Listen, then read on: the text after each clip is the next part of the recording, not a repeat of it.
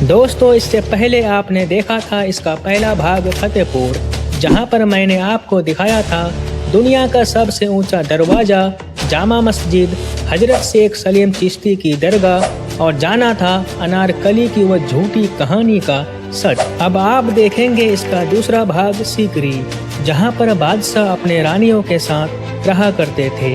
इस भाग में हम आपको दिखाने वाले हैं यहाँ के बने दीवाने आम, दीवाने खास, शीश महल, हवा महल, जोधाबाई का महल और भी बहुत कुछ। दोस्तों, अगर इस वीडियो को आपने शुरू से आखिरी तक देख लिया तो आप समझ जाइएगा कि आखिर हमारे भारत को सोने की चिड़िया क्यों कहा जाता था। तो चलिए देर न करते हुए वीडियो को करते हैं शुरू।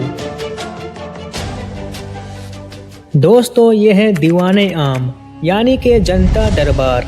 यहाँ पर बादशाह बैठा करते थे और यहाँ पर कॉरिडोर में वीआईपी लोग बैठा करते थे और इस मैदान में सभी आम लोग बैठा करते थे। सभी लोगों की परेशानी को सुनकर बादशाह उनके परेशानियों को दूर करते थे। अगर उस दौरान यहाँ पर कोई मुजरिम होता तो उन्हें सजा भी मिलता। अगर वो कोई बड़ा मुजरिम होता, अगर कोई बड़ा कांड किया होता तो उनके लिए अलग से एक ग्राउंड बना रखा था। इस ग्राउंड में आप जो पत्थर देख रहे हैं, यहाँ पर एक हाथी बांध के रखता था और उस मुजरिम को हाथी के सामने रखवा कर कुचलवा देता था ताकि आगे से कोई भी ऐसा काम ना करे। अब हम आपको लेकर चलते हैं दीवाने खास में। ये वही दीवाने खास है जहाँ से बादशाह अकबर एक नया धर्म बनाया था, दीन इलाही। बाहर से ये दीवाने खास हमें 2 मंजिल का दिखता है, लेकिन असल में ये अंदर से एक ही मंजिल का है। बादशाह अकबर अपने 9 मंत्रियों के साथ यहीं पर बैठकर राज्य को चलाने के लिए बड़े बड़े फैसले किया करते थे और अपने खास लोगों से मिलते थे। ये पूरा दीवाने खास पर्शियन डिजाइन में बनी हुई है। अंदर बाहर बारीक नक्काशियां भी है। बादशाह के सभी मंत्रियों का नाम था बीरबल, अबुल फजल, फैजी, तानसेन, राजा टोडरमल, राजा मानसिंह, अब्दुल रहीम खाने खाना, मुल्ला दो प्याजा और हकीम हुक्काम। और यहाँ पर बीच में जो खूबसूरत सा जगह आप देख रहे हैं, यहीं पर बादशाह अकबर अपने सिंहासन में बैठा करते थे और उनके 9 मंत्री 3 इस कॉलम, 3 इस कॉलम और 3 इस कॉलम में बैठा करते थे। यहीं से बादशाह अकबर कई धर्मों को जोड़कर एक नया धर्म दीन-ए इलाही बनाया था। उसका पहला फॉलोवर था बीरबल। उन सभी धर्मों के इस पिलर में निशान सबसे ऊपर है जैन का, फिर पर्शियन का, फिर क्रिश्चियन का, फिर बुद्धिज्म का, फिर हिंदुज्म का, फिर इस्लामिक और सबसे नीचे है उमर खयाम का।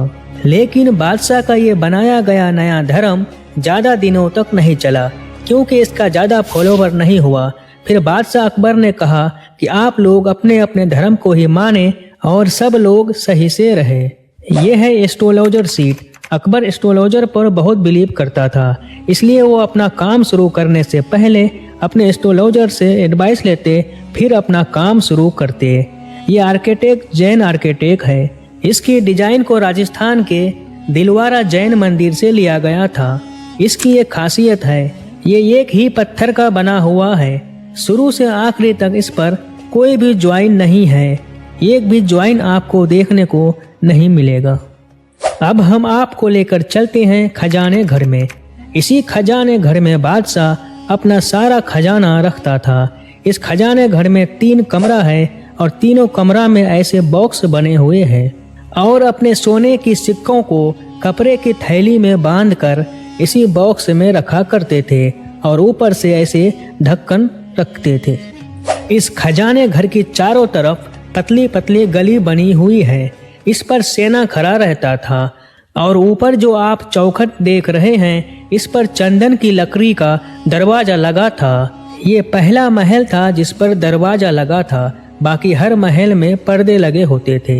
दोस्तों, ये है पानी का टैंक। यहाँ पर पानी की कमी शुरू से थी, इसलिए बादशाह अकबर ने कई सारे टैंक बनवाए थे ताकि पानी की कमी ना हो। सामने जो गांव आप देख रहे हैं, बादशाह अपने जमाने में वहाँ एक मोती झील बनवाया था। दोस्तों, अब हम आपको दिखाते हैं हिरन मीनार यानी कि हाथी का मकबरा। ये वही हाथी का मकबरा है जिसका जिक्र हमने पहले दीवाने आम में किया। इसका नाम बादशाह हिरन इसलिए रखा था क्योंकि ये हिरन की तरह तेज चलता था। उस जमाने में इसके ऊपर हाथी का असली दांत लगा था, लेकिन अभी ये पत्थर का दांत लगा है। दोस्तों, अब हम आपको लेकर चलते हैं शीश महल की तरफ, लेकिन इसके बारे में भी आपको बता देते हैं। ये है गेम, यानी कि शतरंज गेम। बादशाह उस जमाने में ये गेम खेला करते थे। बादशाह अपने रानी के साथ वहाँ पर बैठकर गेम खेलते थे और यहाँ गोटी की जगह दासियाँ रंग बिरंगे कपड़े पहनकर खड़ी होती थी और वहाँ पर बादशाह बैठकर चालें चलते थे और जो भी नंबर आते दासियाँ डांस करते हुए एक घर से दूसरे घर मूव करती थी। दोस्तों, ये है अनूप तालाब। शाहरुख खान के परदेश मूवी का आखिरी गाना यहीं पर फिल्माया गया है, जो ऊपर आप देख सकते हैं। बीच में जो जगह आप देख रहे हैं ये है तानसेन सीट। तानसेन एक संगीतकार था। यहाँ पर एक बार कंपटीशन हुआ था तानसेन और बैजू बावरा का। तानसेन ने पहले गाया था दीपक राग, तो दीपक जला था।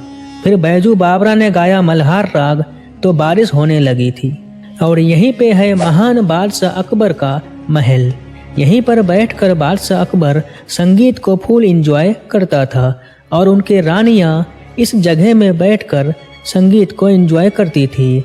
वो सब कुछ यहाँ से देख सकती थी, लेकिन यहाँ से कोई भी उसे देख नहीं सकता। इस तरह से इसके डिजाइन को बनाया था। इस अनूप तालाब को पर्शियन भाषा में चार चमन भी कहते हैं, क्योंकि बीच में जाने का 4 रास्ता है। ये है अकबर का समर पैलेस। इसे बोलते हैं किंग साइज बेड। इस पर चढ़ने के लिए चंदन की सीढ़ी लगाई जाती। बेड की हाइट इतना ऊंचा इसलिए रखा ताकि रात को अकबर को सोते समय कोई अटैक ना करे।